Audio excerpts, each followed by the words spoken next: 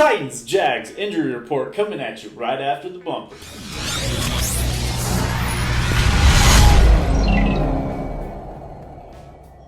What's going on, party people? Welcome back to the channel. If it's your first time checking it out, make sure you like, comment, and subscribe down below. Once you subscribe, you get put in the chance to win the free Corey Davis jersey once we hit that 500 follower mark. So make sure you hit that, and we'll draw a lucky name as soon as we hit 500. We already gave away a free Rashaan Evans jersey earlier last year, and this will be the second giveaway, so we want to make sure we get those out to you as soon as possible. So, hopping into today, guys, we're going to cover the injury report. Special name popped up on it. We're going to hop into it here in just a second. So, the sole reason for this video today is A.J. Brown. Our star wide receiver got switched from questionable to week yesterday on the injury report, and it's something we need to pay attention to. Fortunately, this is not a season-ending injury, but it's something that might hinder him for a very big part of the season. It does take a lot of time for that knee bruise to heal, and he's been dealing with this for a couple weeks ago, it seems like, and it's just not getting any better. So the one thing he is dealing with is just a vast amount of pain. So if he plays through it, he's going to be hurting, and I expect him to get the injections, the painkillers, whatever it is, to get him out there. I'm hoping they sit him this week. Even if he does play, I would pivot from him in fantasy football or anything like that. And I look for him to be almost like that George Kittle was last week after he had that hyperextended knee. Came back out that second half. I don't believe he even had a target. But the defense has to respect him being on the field. I feel like it's something the Titans may do as well. But honestly, I hope they just sit him, give the ball to Derrick Henry. Hopefully Corey Davis can have that big game. Well, let's go ahead and talk about him. So Corey Davis looked like a damn transformed player last week. Came out, caught a lot of passes. Arthur Smith came out after the game and said that is just what the defense dictated for them. But he looked absolutely amazing. He had that toe drag sack on the sidelines where they eventually overturned it to a catch. And he also posterized Kareem Jackson. Let's go put a little picture of that up because that was insane. Kareem bounced off him like a damn pinball out of bounds. And Corey Davis really looked like that 5th overall pick that when we eventually took him a couple years back, and he is playing for that contract. So we are going to lean on him heavily this upcoming week, and I'm looking for a big game. I think he's going to catch 6 passes. He's going to have 75 plus yards, and if he gets another touchdown, it'll be the first time he's ever put back-to-back in the regular season, and I'm really looking forward to see what he does if A.J. Brown is in or if he's out. So Corey's dealing with a hamstring injury in himself. I don't expect him to miss any time. I believe he will be out there 85% of the snaps as well.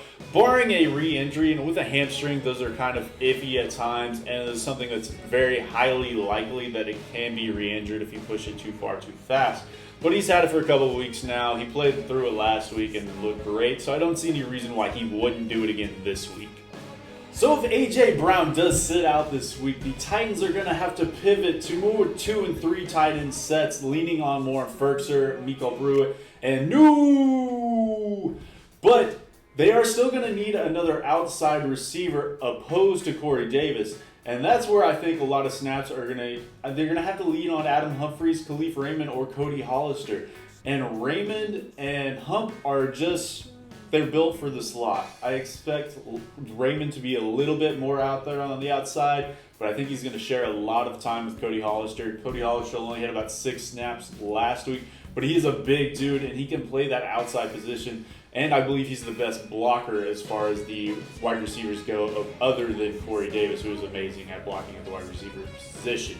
So look for them to have a couple upticks in the catches as well. I think Ferkser and New are going to have a lot of catches, and that's going to be a lot of their safety valves for Ryan Tannehill this week.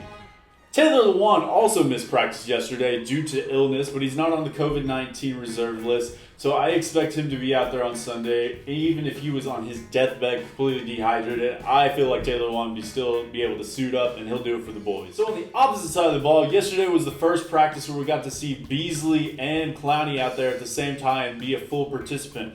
Clowney's been dealing with a hip injury ever since he arrived in Tennessee, and then we all know with the Vic Beasley thing where he didn't pass his physical coming in, and he's been coming back. This might be the first time that we actually see them on the field, and maybe on the field together. This is going to give Mike Vrabel 2 chess pieces to play around with in that pass rushing game, and I think Beasley's going to take that defense to the next level. And once we get Adoree Jackson back from the IR, I feel like this defense is going to go to that next level. It'll be upper echelon. So on the Jaguars side of the ball, So on the Jacksonville Jaguars side of the ball, they stayed relatively healthy coming into this week. The only player of really note is their pass rusher, Josh Allen, who had a great rookie season. He did sit out practice on Wednesday. He was limited yesterday being Thursday. He's another name we'll need to pay attention on Friday's injury report if he has a re-aggravation or not. But I expect him to be full send on Sunday. He's going to have to be a dominant pass rusher if the Jaguars want to win this game. But that is it for me today, guys. I hope you enjoyed the video. Make sure you like, comment, and subscribe. If you didn't leave that projection in that preview video, I'm going to post that up over here and leave that at the bottom of the comments. But other than that, guys, I'm so excited for this game. Kudos to both teams. Good luck to everybody. Y'all have a beautiful time, and I'll see you next time.